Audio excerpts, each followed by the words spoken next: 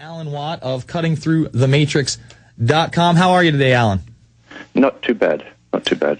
Yeah. Well, I want to get your take on this latest DHS document and really just the out-of-control nature of police officers around the country. We just played that clip where this girl is trying to call 911 for her father. She uses the naughty F word. God forbid she uses the F word because she's in a panic, and she's actually hung up on by these police officers. Then she goes down 4 blocks to try to, report this to the police department. The only officer that's on duty is the one that took her phone calls, and she's immediately arrested. I mean, what does that say about our society? Well, we've had gradual indoctrination over 20-odd years, maybe 30, mainly through fictional media, entertainment, beginning even with Starsky and Hutch, which was banned in Britain at one time because they eventually started pulling their guns out on everybody they saw on every episode, but now it's a standard fare. The cops are the bosses, they're the authoritarian figures, and the cops themselves come out of the same society of indoctrination, so they truly believe that they are authoritarian figures and we're supposed to obey them. They don't get taught that they're there to serve the public anymore, and they haven't been taught that for an awful long time. And we've got to remember, too, police are in the business of laying charges. That's their function. Mm-hmm. And if you call the cops for anything, I think really you're a fool, because there's even videos up there with ex-cops who are now these lawyers that went into law, stating quite openly that that's their function, is to lay charges on people. They don't care who. And they actually call on the videos up on Google, they actually call on the public stupid, and explain why they're stupid. Because the public perception is still the old perception that the cops are there to help them. Cops are not there to help you. They're there to get charges laid on anybody. For anything. It doesn't matter if you call them and they come into your house just to have a chat. If they find anything at all they can charge you with, they'll do it. And we've got to understand that's really what their purpose is. Yeah. All right, well, let's shift gears to this latest DHS document, Domestic Extremism Lexicon. I mean, this one, this is the 3rd document from DHS that we've talked about, obviously the 4th if you include the MIAC report, but right out of the gates, they say this is for non-Islamic extremism in this country, and really DHS was built up under the guise that we were going to fight Al-Qaeda and the Taliban, and we needed this new agency, but nothing could be further from the truth. This is for the American public, is it not? Oh, absolutely, absolutely. But then again, people who still believe that government is there to serve them, once again need to get their head checked, because that went out a long time ago. The government has an agenda, and they'll lie about everything to get a law in the books, which they intend to expand as soon as it's passed. So absolutely, that's the whole key. We're going into a complete new world order where we will have no rights whatsoever. They've made that quite plain. Mm-hmm. And all they need is our compliance at every stage to accept it, and then they can bring through the next part and the next part and the next part. There are no rights and freedoms anymore as far as governments are concerned. And the public are now being trained that that is so as well.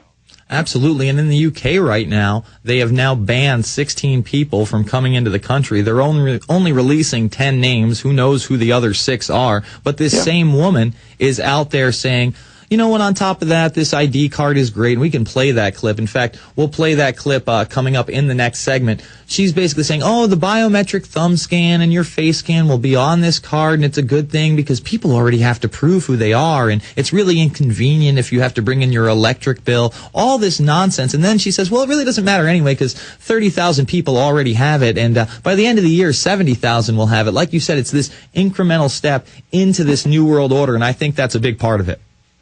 It's a big part, and again, it was planned a long time ago because back in the 90s, on mainstream Canadian CBC government television, Wendy Mesler had a show where she talked about the coming ID cards in the mid-90s, actually it was 1998.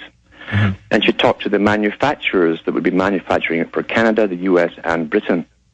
She talked to the Border Patrol guys, too, who had already implemented it on a voluntary basis back in 1998. And when she says, well, a lot of people won't like this, to the heads of the corporation that prints them up and makes them, the guy said the public will be given no option anyway. They'll have to take it. So this is a plan that was made a long time ago, and it's simply being rammed through under the guise of security. Yeah, and meanwhile, we have the internet being regulated at all ends. We have this Cybersecurity Act being introduced by Jay Rockefeller. We now have H.R. 1966, the Cyberbullying Act, where really they say, oh, we have to save the children from the internet, with literally no statistics to support their claims. For instance, they say 60% of mental health professionals who responded to a survey of internet mental health issues report having treated at least one patient, with problematic internet experiences in the previous 5 years. So one person in 5 years had a bad experience on the internet, supposedly caused their mental illness. We know that's not the case. They're probably mentally ill or just put into that subsection so that they could heavily medicate them, as that's part of the plan. And then they say 54% of these clients were 18 years of age or younger. I mean, that's just ludicrous. So let's just shut down the internet, or let's just charge people. They're saying that they'll be able to charge people and convict them, and they'll have to do 2 years in prison and pay a fine. It's much, much bigger than that. Even FDR said there are lies in politics, then there are damned lies, and then there are statistics. Because with statistics, you can prove anything you want to prove, you see, and we don't see them as lies. We think it's scientific data. That's why they're always saying it's statistics. But it's just lies, just nonetheless. They have an agenda. The internet was put out there to get everyone on it because they could not have a totally controlled society without using the internet and getting us hooked on it for everything. Now we're going into a world cashless society. We're going into a world where you can't pay your rent, your mortgage, or anything except through internet.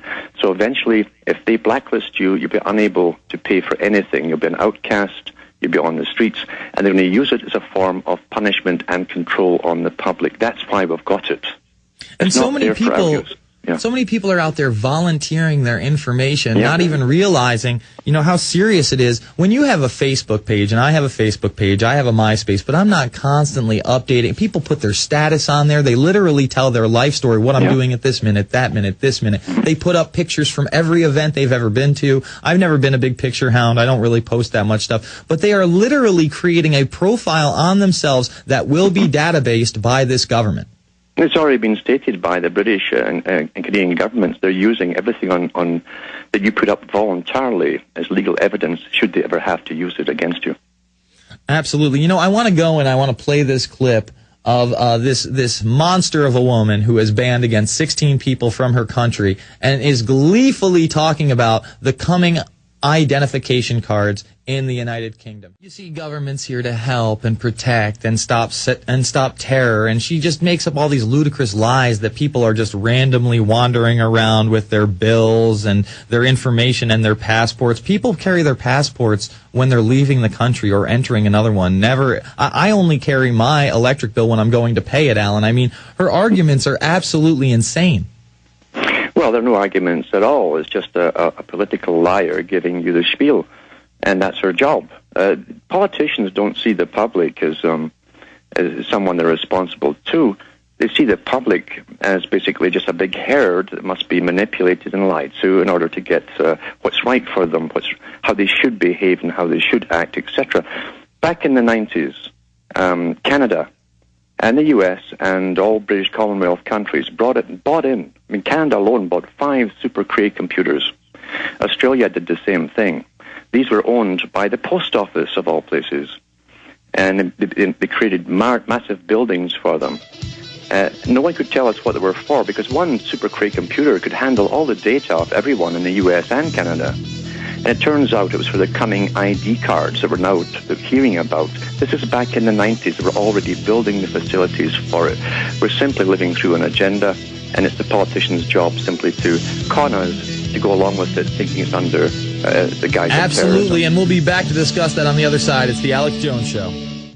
Alex Jones here with a question. What does humidity mean to you? Most people think of hot and sticky summer days, but many people are beginning to realize that humidity can be a valuable source of pure drinking water. That's why I'd like you to visit AcolaBlue.com. Acola Blue is a state-of-the-art atmospheric water generator, producing purified drinking water from the humidity in the air using reverse osmosis and a 5-stage carbon and UV light filtration system, which produces great-tasting water at an unbeatable price. Finally, drinking water that you control. I use one every day. Say goodbye to expensive water delivery services and storing 5-gallon bottles of water in your home. The Ecola Blue 28 is shipped right to your home, ready to make close to 7 gallons a day, right out of the box. They have a 30-day money-back guarantee. Call Ecola Blue right now at 1-800-691-6043. That's 1-800-691-6043. Or visit Ecola Blue at ECOLOBLUE.com today.